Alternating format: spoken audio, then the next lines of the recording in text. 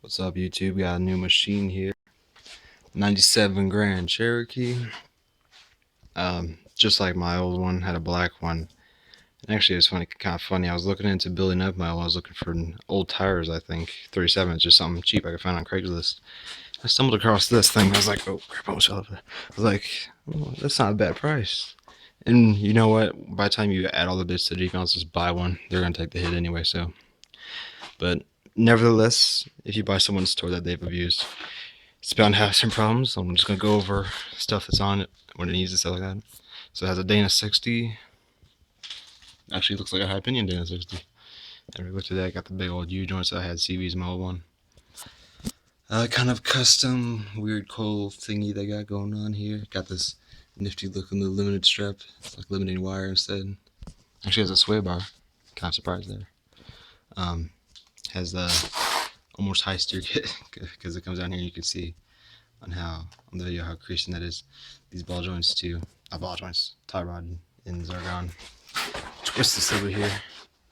Not sure if this is supposed to happen or not, but I can twist the whole tie rod back and forth. Then we got the rock ram, which is siphoned all of off. Let me just speak again. Has siphoned all of my power steering fluid off. It's a 3-link front with a triangulated forward link rear. Actually a factory tie rod.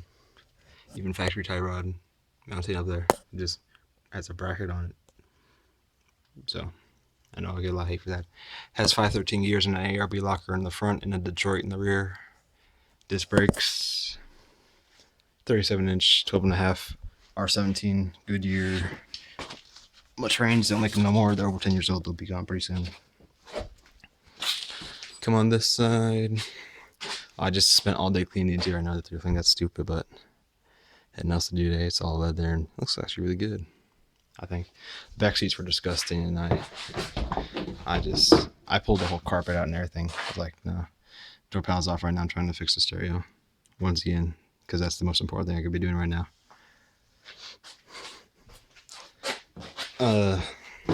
Oops. Speaking of that, I forgot to put that up. Smush that between the door. Actually has the it's a Laredo, but it's a TSI, so it has the leather seats and the nicer stereo system.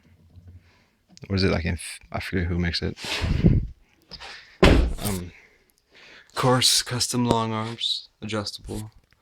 Oh, it has a really messed up joint. I want to show that. That's pretty crazy. Oh, here's a 225 stock tire. There's a 37. There's a difference in size. Locking hubs, they work. ARB locker works. I just had it in there and was messing with it. Oh, and this brilliant custom bumper, aka cut off. And it's all trimmed up and has a rolled fender. This joint right here, I'm gonna move the axle back and forth just by myself, and this is with a light in one hand and a camera in the other. Okay, I can't. Okay, got the wood out. I got on the side too.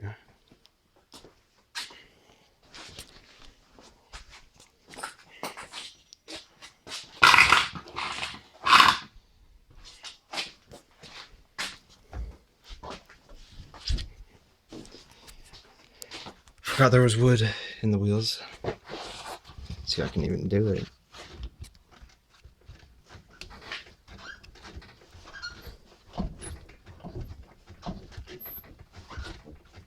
It's not gonna come off in video, but that joint's busted and it's letting the axle actually twist, which is kind of amusing on this side.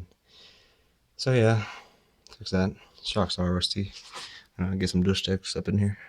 Oh, and the sway bar bracket, it got just pulled off at the bottom there, and there's the actual sway bar link. It's a V8 and it has a 242 swap, which is cool.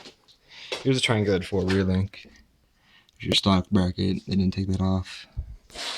Shock, this one's leaking real bad.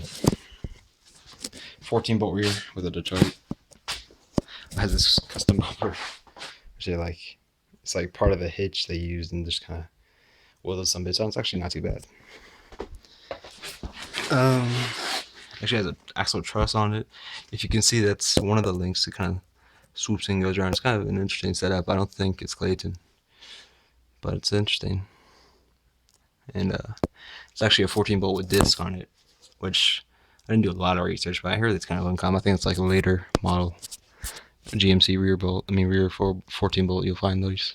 It has wheel spacers as well, which I think I might take off here for various. Well, if you know Jeeps, you'll know why. And then got coil spacer over there. The guy said if you're not going to run 40s, it's not necessary. Here's the parking brake cable, factory parking brake cable. Exhaust got cut off there. I gotta stick a new one on for emissions because it was up in the mountains and didn't have to pass them up there. So yeah, that's my Jeep. More videos to come. Of course, higher quality outdoors with light instead of in my garage at midnight. So yeah, keep in touch.